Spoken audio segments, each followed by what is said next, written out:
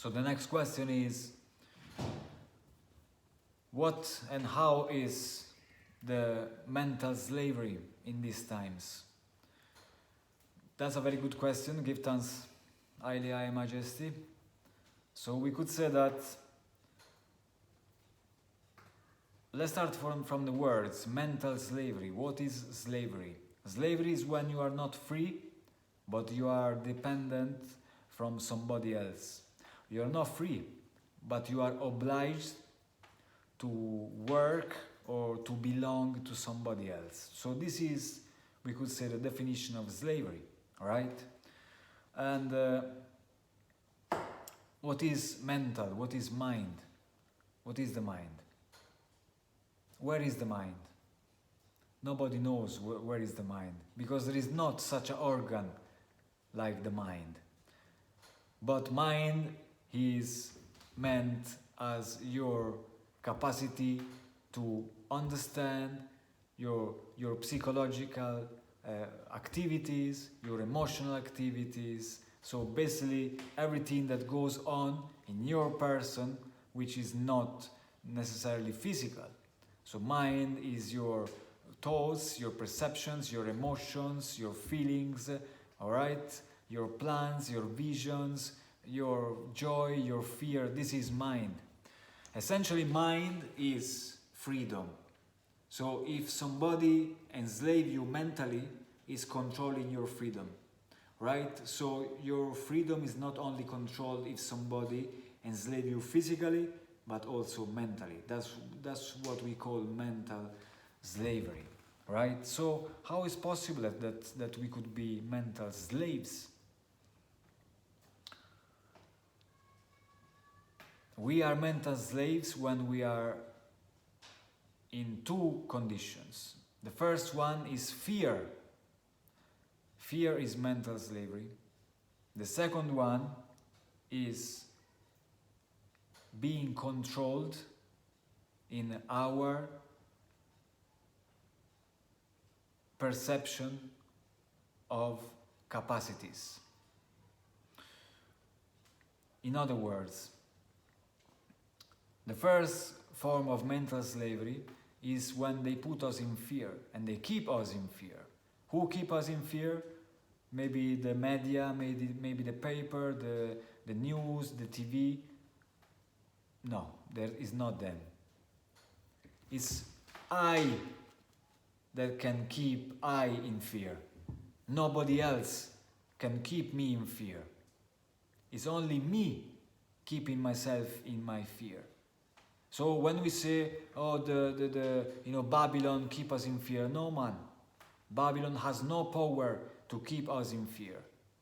It's us, I and I, that have the only power to be free or to be not free. So it depends from I and I. Do not blame Babylon to keep I and I in fear. Babylon, yes, they do that. That's what they do. You cannot expect anything else. That's what Babylon do.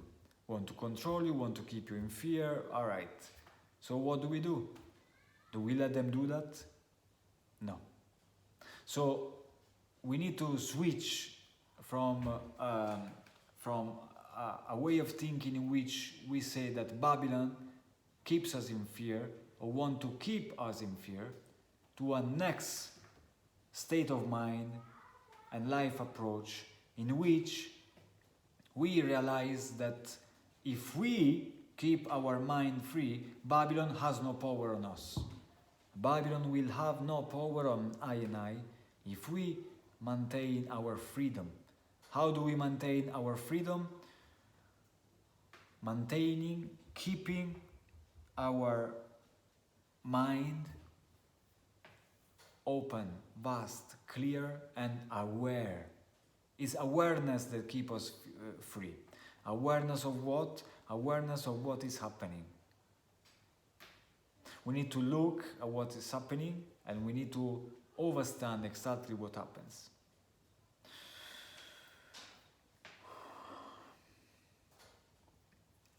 What is being free mean?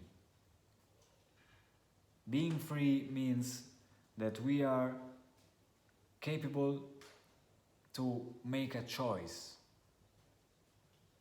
Make choice means being free. So when we are able and we are in the position of making choices, then we are free. There's no doubt about it. So mental slavery is when they make you believe that you cannot make choices. Freedom is to realize that you can make choices. How do we do that?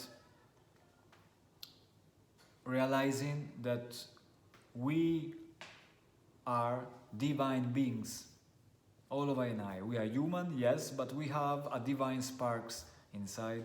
So we have a divine soul, we have divine qualities into I and I. So this is the point which really can make the difference. Mental slavery is when somebody or an institution or Babylon, or call it whatever you want, however you want, try to make you believe that you don't have those divine qualities. Freedom is listening to the Rasta man that tell you that you have some divine qualities within you, and those divine qualities, they are the freedom that you were looking for. And it's a kind of freedom that nobody can take away from you.